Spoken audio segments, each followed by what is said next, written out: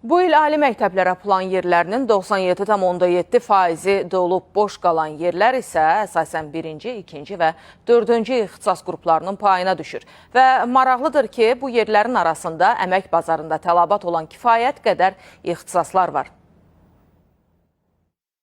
Maşın mühəndisliyidir, məsəl üçün elektrik və elektronika mühəndisliyidir. Bax, bunlar kifayət qədər belə deyək, əmək bazarında tələbat olan ixtisaslardır. Kənd təsərrüfatı ixtisaslarına tələbat var və həmin yerlər üzrə də plan yerlərindən boş qalanı var. Balıqçılıqdır, tərəvəzçilikdir, zon mühəndislikdir. Bax, bu ixtisaslar üzrə 1-ci qrupda yerlər mövcuddur. 2-ci ixtisas qrupunda marketinqdir, iqtisadiyyatdır, turizm işidir, turizm bələdçiliyidir. Bax, bu ixtisaslar üzrə plan yerlərindən boş qalanlar var.